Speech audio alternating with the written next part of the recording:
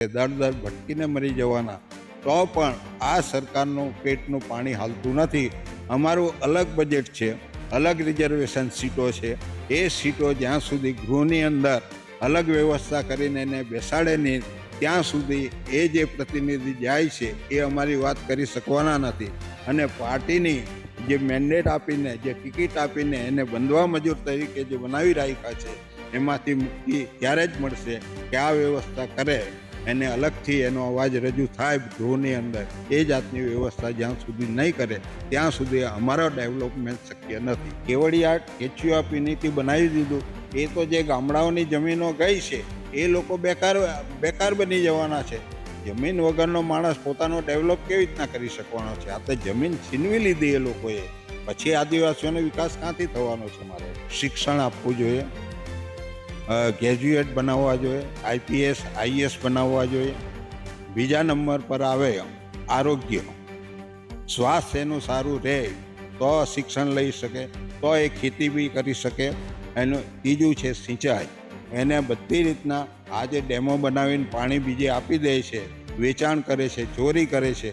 એના બદલે આ વિસ્તારના લોકોને એની જમીનમાં પાણી મળે, એના પ્રોજેક્ટ બનીને એને લાભ થાય, એ જાતની વ્યવસ્થા જ્યાં સુધી નહીં કરશે ત્યાં સુધી આદિવાસીઓનો વિકાસ કોઈ આ ગુજરાતમાં થવાનો નથી. અમે નક્સલવાદી છે જ નથી, અમે માલિક જ છીએ.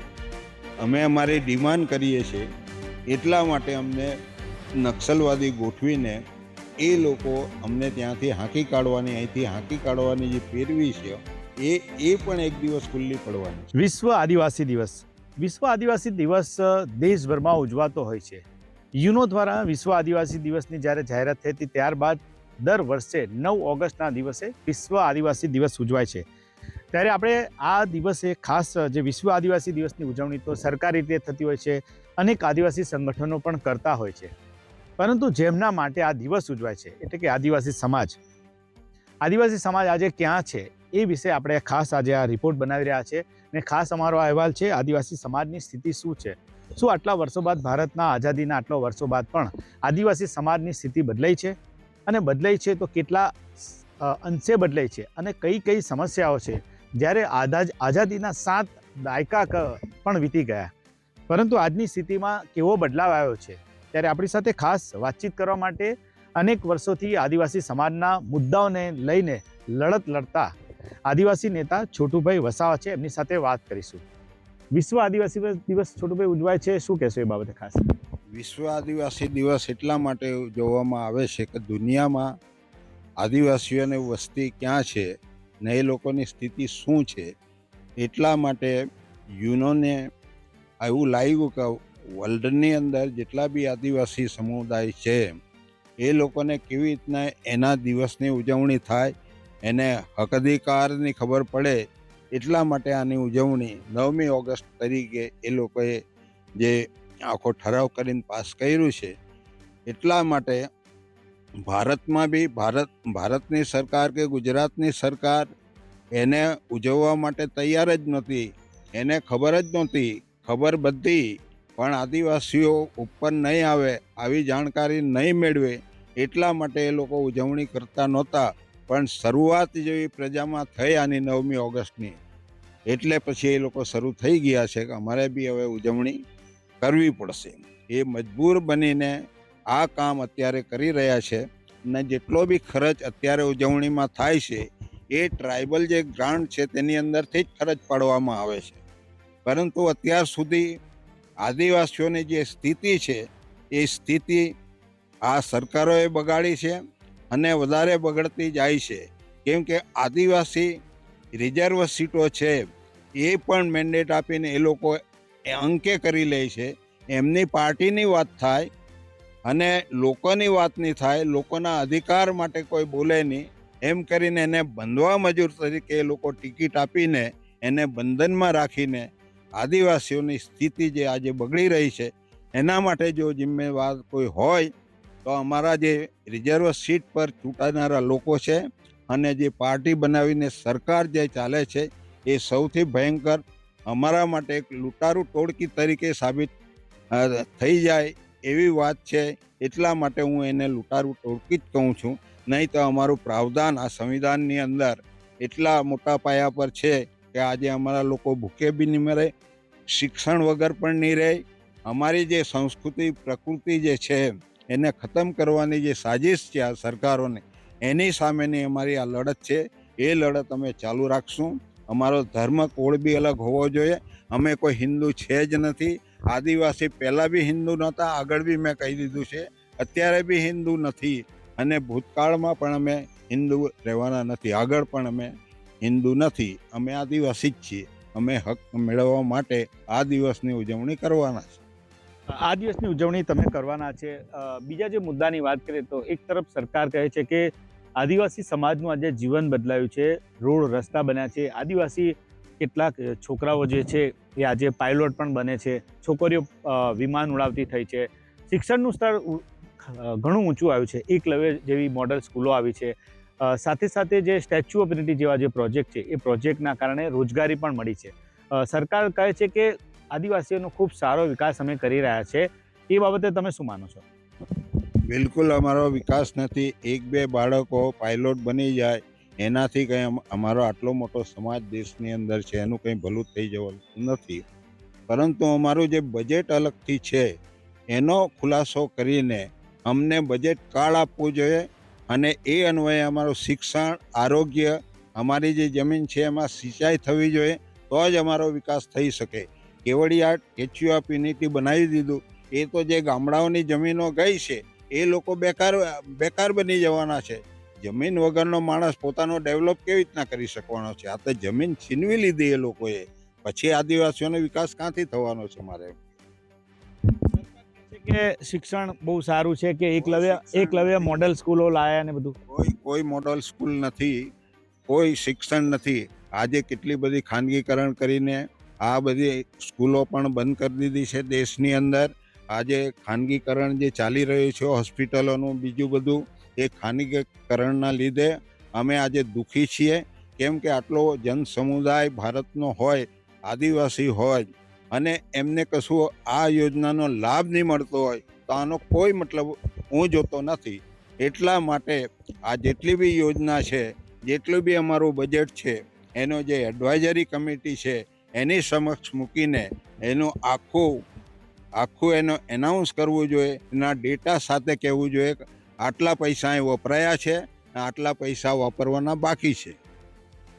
બીજું છોટુભાઈ કે તમે શું માનો છો કે જે આદિવાસી સમાજ વિશે જે સરકાર તો વાત કરે છે, તો કઈ ખાસ 1, 2, 3 જો વસ્તુ આપણે ગણીએ કે એ થાય તો આદિવાસી સમાજનું ખરા અર્થમાં વિકાસ થયો કહેવાય એવું તમે માનો છો? તો કઈ 2, 3 વસ્તુ જે છે એ થવી જોઈએ જેથી આદિવાસી સમાજને આટલા વર્ષોથી જે તમે કહો છો કે વિકાસ જોઈએ એટલો થયો નથી? તો એમાં તો પહેલું ફર્સ્ટ શિક્ષણ આપવું જોઈએ, ગ્રેજ્યુએટ બનાવવા જોઈએ, IPS IAS બનાવવા જોઈએ. બીજા નંબર પર આવે આરોગ્ય. સ્વાસ્થ્ય એનું સારું રહે તો શિક્ષણ લઈ શકે, તો એ ખેતી બી કરી શકે. એનું ત્રીજું છે સિંચાઈ. એને બધી રીતના આજે ડેમો બનાવીને પાણી બીજે આપી દે છે, વેચાણ કરે છે, ચોરી કરે છે. એના બદલે આ વિસ્તારના લોકોને એની જમીનમાં પાણી મળે, એના પ્રોજેક્ટ બનીને એને લાભ થાય, એ જાતની વ્યવસ્થા જ્યાં સુધી નહીં કરશે ત્યાં સુધી આદિવાસીઓનો વિકાસ કોઈ આ ગુજરાતમાં થવાનો નથી અને દેશમાં પણ થવાનો નથી. તો આ સરકારોએ ધ્યાન આપવું જોઈએ. અને આ જે બજેટ છે, બજેટની જોગવાઈ, એ જોગવાઈ કેટલી જોગવાઈ વાર્ષિક થાય છે એના ભાગરૂપે શિક્ષણમાં પૈસા આપવા જોઈએ, સિંચાઈમાં આપવા જોઈએ, આરોગ્યમાં આપવા જોઈએ, ડૉક્ટરો બનાવવા જોઈએ.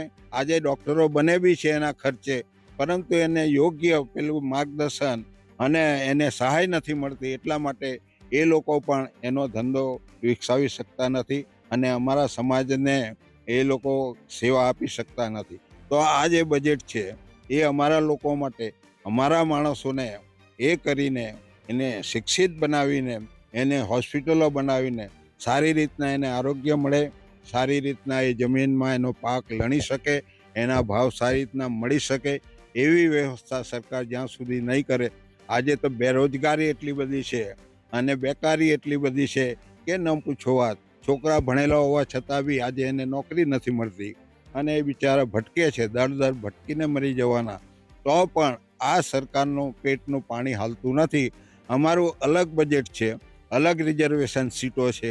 એ સીટો જ્યાં સુધી ગૃહની અંદર અલગ વ્યવસ્થા કરીને એને બેસાડે નહીં ત્યાં સુધી એ જે પ્રતિનિધિ જાય છે એ અમારી વાત કરી શકવાના નથી. અને પાર્ટીની જે મેન્ડેટ આપીને, જે ટિકિટ આપીને એને બંધવા મજૂર તરીકે જે બનાવી રાખ્યા છે એમાંથી મુક્તિ ત્યારે જ મળશે કે આ વ્યવસ્થા કરે, એને અલગથી એનો અવાજ રજૂ થાય ગૃહની અંદર. એ જાતની વ્યવસ્થા જ્યાં સુધી નહીં કરે ત્યાં સુધી અમારો ડેવલપમેન્ટ શક્ય નથી. પણ જે તમે તમામ મુદ્દા કહો છો, તો એક તરફ જે ગુજરાતની આપણે વાત કરીએ તો ગુજરાતની અંદર 27 જેટલી સીટો આદિવાસી સમાજની અનામત છે. આદિવાસી સમાજના મંત્રી પણ આદિવાસી સમાજના છે, કુબેર ડિંડોર છે, રાજ્ય કક્ષાના મંત્રી છે કુંવરજી હળપતિ. તો મેં કહ્યું કે એ બધા બંધવા મજૂર જ છે એટલે બોલી શકતા નથી ને. અમને શું ફાયદો છે આજે? તમે જુઓ ને અમારી વસ્તી ક્યાં છે આજે. એને નથી નોકરી મળતી, એ બોલી શકતા નથી, એને ગ્રામ સભાઓ બનાવી શકતા નથી. એ સરકારની ફરજમાં આવે છે ને રૂઢી ગ્રામ સભા બનાવી ને એ લોકોના જે હક અધિકાર છે એ આપવાની જિમ્મેવારી સરકારની છે. સરકારની જે છે તમે કહો છો કે જિમ્મેવારી, પરંતુ ખાસ બીજો એક સવાલ આપણે કરીએ કે આદિવાસી સમાજના જે નેતાઓની વાત કરીએ તો નેતાઓ આજે ભારતીય જનતા પાર્ટીમાં છે, કોંગ્રેસમાં છે, તો એ પક્ષમાં જઈને સમાજ માટે કામ કરે છે કે નહીં, કે પછી એના માટે એ લોકો ત્યાં ગયા પછી શું કરતા? મેં કહ્યું ને કે એ લોકો ત્યાં બંધવા મજૂર બની જાય છે એટલે કોઈ જાતની દલીલ કે વાત અમારા સમાજ માટે કરી શકતા નથી. આટલા બધા પ્રોજેક્ટ આવ્યા છે સ્ટેચ્યુ ઓફ યુનિટીનો દાખલા તરીકે, બરાબર, એમાં એક બી આદિવાસી સાંસદ કે ધારાસભ્ય બોલી શકતા નથી કે ભાઈ આની અંદર આ લોકોની જમીન નહીં લેવી જોઈએ, એને યોગ્ય પાણી મળવું જોઈએ. એવી આજ દિન સુધી ક્યાં ફરિયાદ કરી છે એ લોકોએ? એ લોકો કહે છે કે રોજગારી મળી, એટલે કે એ લોકો મારા લોકો એમના બની જાય છે એટલા માટે એ રોજગારી બી નથી મળવાની, અહીંથી વિસ્થાપન કરવા સિવાય અમારો છૂટકો નથી. એ જાતની પરિસ્થિતિ આ લોકોથી પેદા થઈ છે ને એનો અમે લોકોને કહીને એને સખત વિરોધ કરાવશું અને અમે એક દિવસ એમાં સફળતા પણ મેળવીશું એવી મને પૂરેપૂરી ખાતરી છે. બીજું છૂટપે કે આદિવાસી સમાજના અલગ અલગ સમાજ જે છે આદિવાસી સમાજના, તમને લાગે છે કે આદિવાસી સમાજ જે અલગ અલગ જે મતલબમાં પેટા જાતિમાં જે છે તે સંગઠિત છે કે નહીં, અને સંગઠિત હોય તો શું થાય ને સંગઠિત નથી એના કારણે શું થાય છે? તમે શું માનો છો કે સમાજ સંગઠિત છે? બિલકુલ સંગઠિત થવાનો છે, કેમ કે પરિસ્થિતિ અમારી સામે એટલી ભયંકર આવી રહેલી છે કે બધા અમારા જેટલા બી પેટા સમાજો છે બધા એક થવું પડશે. અને એ જ્યાં સુધી એક નહીં થશે ત્યાં સુધી આ લોકો એમનો જે દોર છે લૂંટવાનો એ ચાલુ રાખવાના છે. એટલે ન છૂટકે બી અમારા લોકોને ગમે નહીં ગમે તો પણ ભેગા થવું પડશે. અત્યારે છે કે નહીં સંગઠિત? અત્યારે બી છે, પણ છૂટ એટલા માટે એ લોકો ખરીદ વેચાણ સંઘ જે ચાલે છે બધા સહકારી માળખા અંકે કરીને ત્યાંથી પૈસાઓ આપી ખાવાના, આ બધું છે. એની પૈસા આપીને ભાગલા પડાવવાની સાજિશ છે. કારણ કે દેશની અંદર જે કંઈક પ્રોપર્ટી છે, જે કંઈક ભૂગોળ છે એની અંદર બધું મોટા ભાગે ટ્રાઇબલ એરિયામાં છે.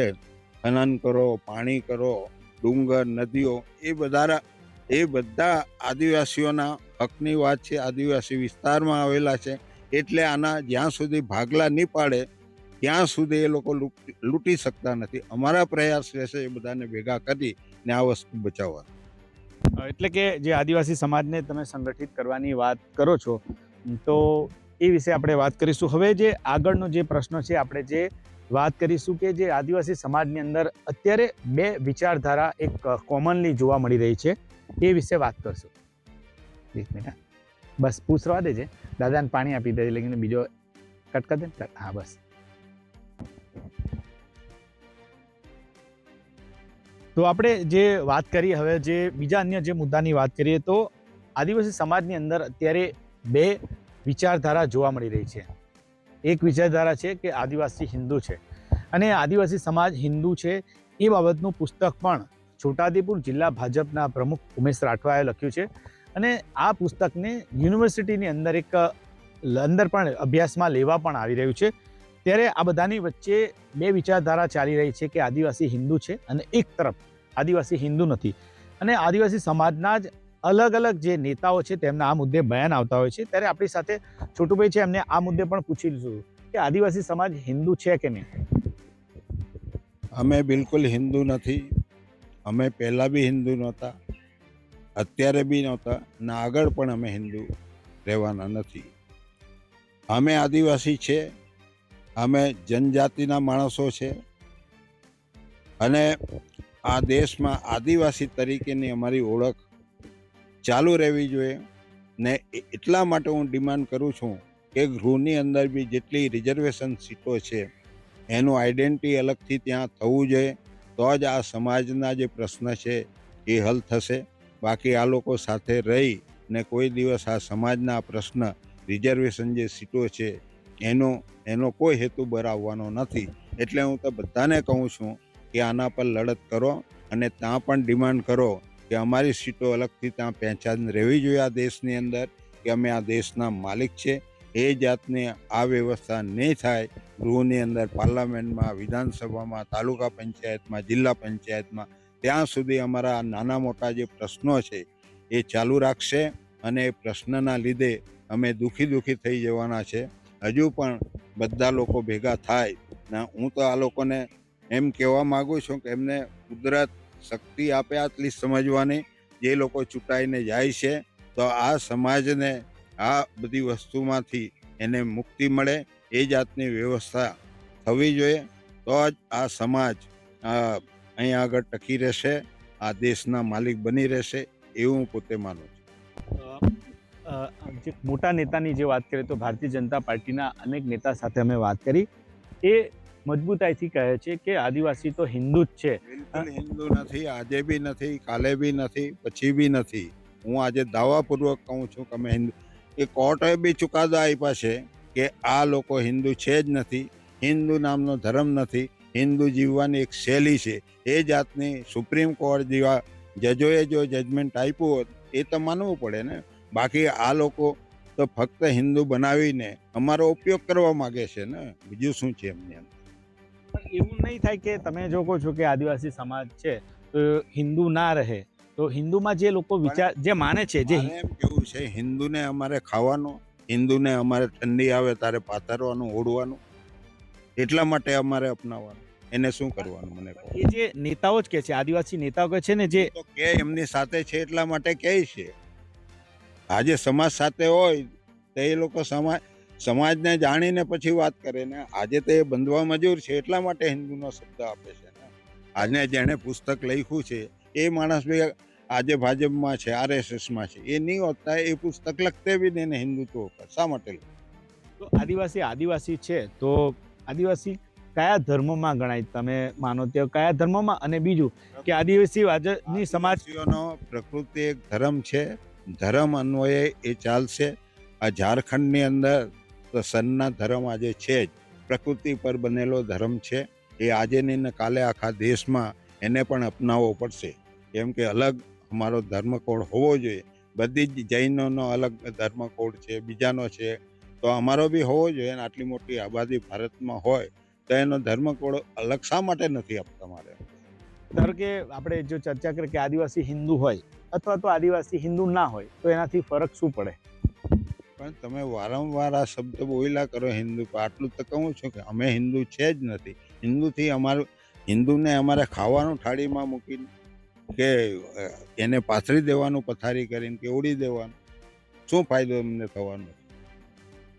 બીજું છોટુભાઈ કે આ જે હિન્દુત્વની વાત થઈ ને એની વાત કરી, હવે બીજો જે પ્રશ્ન આપણે કરીએ કે આદિવાસી સમાજની અંદર જે યુવાનો જે છે, તો તમે શું માનો છો યુવાનો કઈ દિશામાં જઈ રહ્યા છે? કારણ કે જે તમે કહો છો કે આટલા વર્ષો થયા તો આદિવાસી વિસ્તારની અંદર આરોગ્ય, શિક્ષણની જે સિંચાઈની સમસ્યા છે, યુવાનો કઈ તરફ જઈ રહ્યા છે? અને યુવાનો પણ આ મુદ્દા પર હવે ધીમે ધીમે આવી રહેલા છે ને આવશે બધા.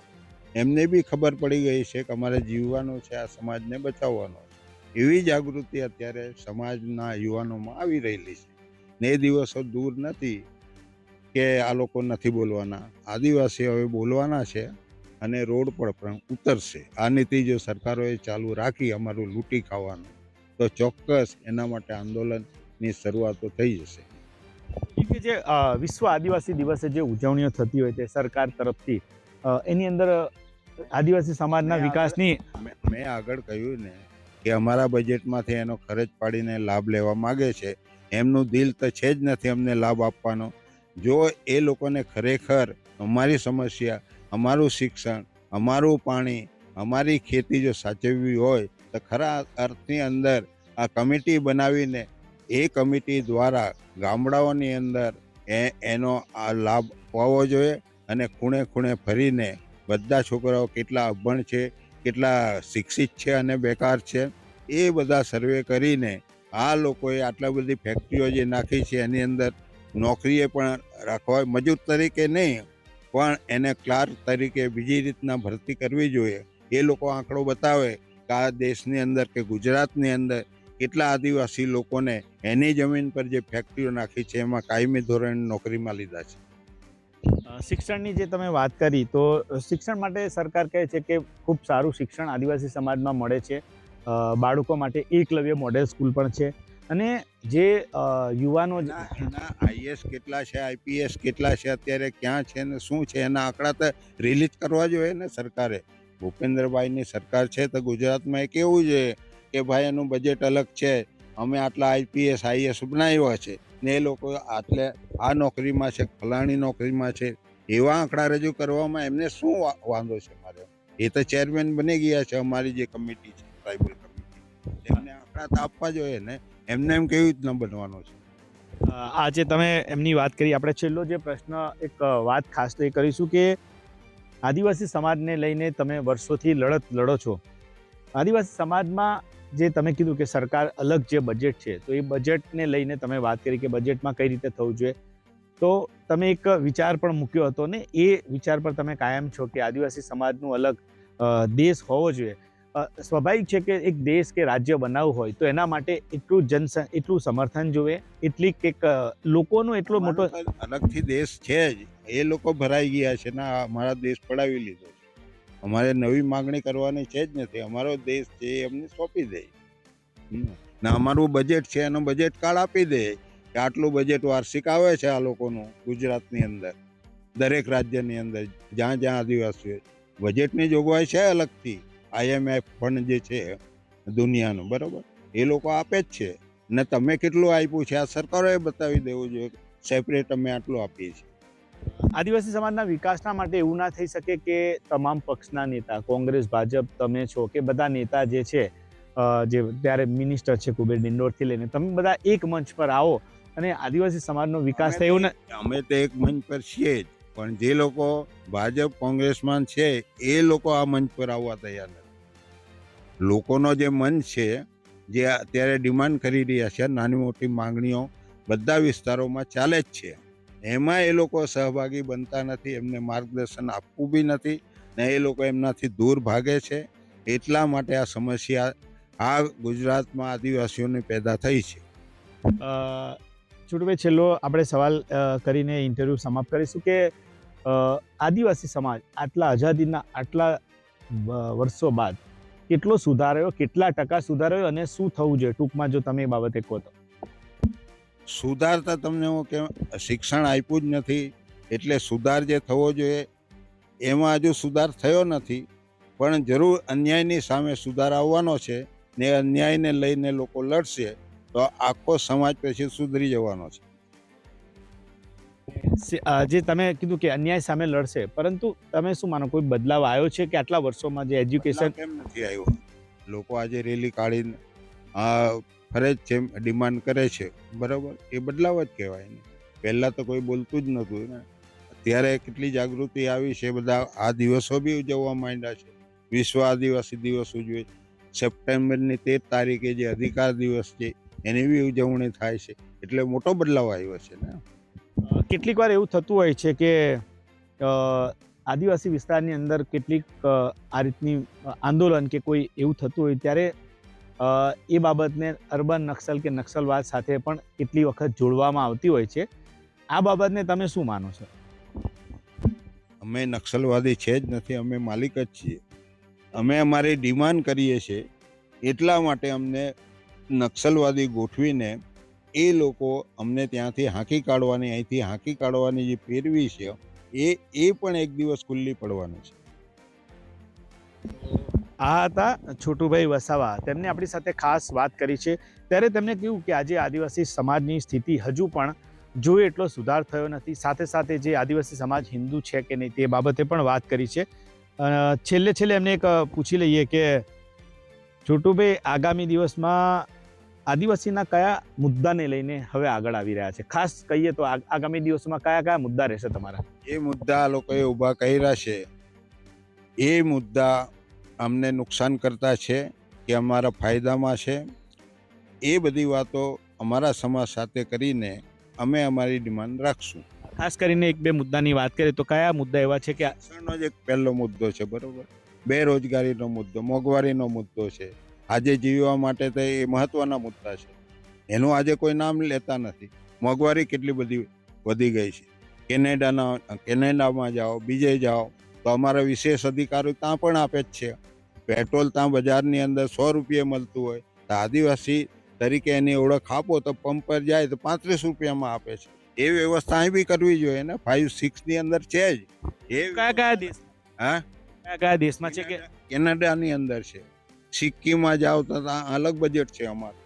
એ કરવું જોઈએ ને. આદિવાસી સમાજને જે હજુ પણ જે આ રીતે જે માર્કેટમાં મળતી ચીજ વસ્તુ છે, ડીઝલ, પેટ્રોલ, એમાં પણ એક રાહત મળવી જોઈએ.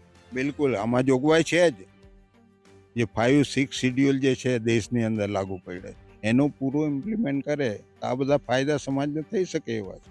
કઈ યોજનાનો અને કયા પ્રોજેક્ટનો કઈ વિરોધ કરવાનું આયોજન? એ બજેટ જે અમારું હોય, જે એરિયા છે, બરાબર, રિઝર્વ એરિયા, એ એરિયા અલગ પાડી આપો કે આ એરિયાની અંદર જાઓ તો તમને આ ટેક્સ લાગશે કે આ ટેક્સ નહીં લાગે. એ અમારી જોગવાઈ છે જ અહીંયા આગળ, બરાબર. 5-6 ની અંદર છે જ. એની સીમા નક્કી કરીને અલગ નકશો બનાવીને આમ કહેવું જોઈએ કે ભાઈ ટ્રાઇબલ એરિયા રિઝર્વ છે એટલે એની અંદર આ નહીં લાગે, ફલાણું નહીં લાગે. એ જે વ્યવસ્થા છે એ જોવું જોઈએ એ લોકો. તો તમે જોયું કે છોટુભાઈ વસાવાએ જે તમામ મુદ્દે વાત કરી છે. ખાસ કરીને તેમના જે મુદ્દા જે છે આજે પણ એ જ છે કે આદિવાસી સમાજમાં સારું શિક્ષણ મળવું જોઈએ, સારું આરોગ્ય હોવું જોઈએ, અને જે આદિવાસી વિસ્તારની અંદર જે આદિવાસી સમાજને મળતા જે બંધારણીય લાભો છે એ હજુ પણ નથી મળતા, તે મળે તે માટે તેઓ પ્રયાસ કરશે. તો આ હતા આદિવાસી નેતા છોટુ વસાવા. તેઓએ વિશ્વ આદિવાસી દિવસને લઈને પણ વાત કરી અને આદિવાસી સમાજના મુદ્દા કયા છે તેની પણ વાત કરી છે. ત્યારે જોવાનું રહેશે કે આગામી દિવસોમાં આ મુદ્દાને લઈને હજુ કયા કયા નિવેદનો તેમના આવશે. પરંતુ તેમનું સ્પષ્ટ કહેવું છે કે આઝાદીના આટલા વર્ષો બાદ પણ જે આદિવાસી સમાજનો થવો જોઈએ એટલો વિકાસ નથી થયો. નરેન્દ્ર પેપરવાલા, નર્મદા.